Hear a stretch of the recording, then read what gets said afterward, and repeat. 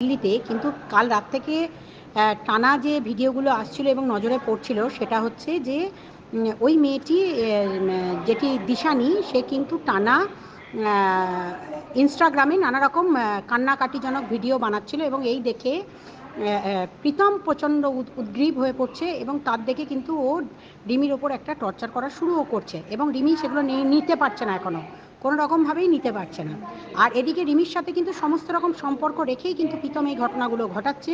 এরপরে যেটা ঘটে সেটা হচ্ছে যে কাল থেকে পিঙ্কি পালও প্রচণ্ড উদ্গ্রীব হয়, কারণ রিমির সাথে চরম ঝামেলা করছে প্রীতম, এবং প্রীতমের পরিবারও কিন্তু টানা একে ওকে তাকে দিয়ে পুরনো কী কথা বলেছে সেগুলো একে ওকে দিয়ে ভিডিও করিয়ে করিয়ে যাতে তার বৌমার সম্বন্ধে বাজে কথা রটে সেই সমস্ত নোংরা ভিডিও গতকাল থেকে নামিয়ে যাচ্ছিল। সেগুলো আমরা সমস্ত পিঙ্কি পালকে এবং তপন পালকে পাঠাচ্ছিলাম যে এরা কিন্তু এই ধরনের ভিডিও নামাচ্ছে।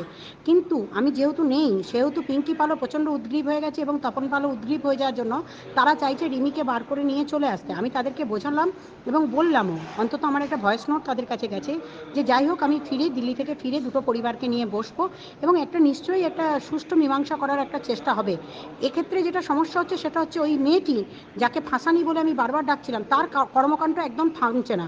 আর তার কর্মকাণ্ড না থামার জন্য এই প্রসিডিওর আরও লম্বা চলবে। প্রীতমের ওপর কোনো রকমের যে শাস্তি মুকুব করবার জন্য আমরা হয়তো প্রে করতাম বা চেষ্টা করতাম যাতে তার কোনো শাস্তি না হয়, কিন্তু যা হবে এটা চলতে থাকবে এবং লম্বা প্রসিডিওর, এই প্রসিডিওর আমরা থামাবো না। আর একটা কথা বলে রাখি যে পিঙ্কিকেও আমি বলছি, পিঙ্কি একটু শান্ত হও, তপন পালকেও বলছি তোমরা একটু শান্ত হও, আমরা সবাই তোমাদের সাথে আছি। সোশ্যাল মিডিয়াটা একটু করো না, আর যারা যারা ভিডিও করছো তারা ভেবেচিন্তে ভিডিও করো, কারণ এই সমস্ত কেসগুলোর মধ্যে কিন্তু 41-এর নোটিশ আপনার বাড়িতেও পৌঁছাবে। ভেবেচিন্তে করবেন, কারণ কালনা থানা আপনাদেরকেও ডেকে পাঠাবে। সুতরাং ভিডিও করার আগে 5বার ভাববেন, যদি কোনো একজনের কারো ক্ষতি হয়ে যায় তার পুরো দায় আপনাদেরকে নিতে হবে। অবিলম্বে কিন্তু কোনো ভিডিও যেন নামাবেন না, ভেবেচিন্তে নামাবেন, বারবার অনুরোধ করছি আপনাদের কাছে, আমার হাত জোর করে অনুরোধ, কোনো রকমভাবে কিন্তু ভিডিও নামাবেন না। পিঙ্কি, রিমি এদের কিন্তু অবিলম্বে আমরা কাউন্সিলিংয়ের ব্যবস্থাও করছি। আজকে প্রীতমদেরও কাউন্সিলিংয়ের ব্যবস্থা করেছি, সেটা কিন্তু কাল থেকেই শুরু করেছি কাউন্সিলিংটা। এটা যাতে লম্বা চলাতে পারে, প্রীতমকেও ঠান্ডা করুন, আপনারা বলুন শান্ত মাথায় সব কিছু হয়। অশান্ত পরিবেশ তৈরি করে দিয়ে ইউটিউবে বহু মানুষকে কিন্তু বিভ্রান্ত করবেন না আর চক্রান্ত চালাবেন না।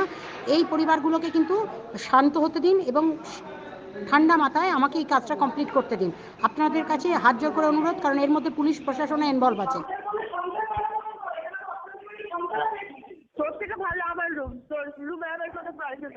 হ্যাঁ না না না স্যার আমারই তো বেশি বকিস কেন? ঝগড়া করছে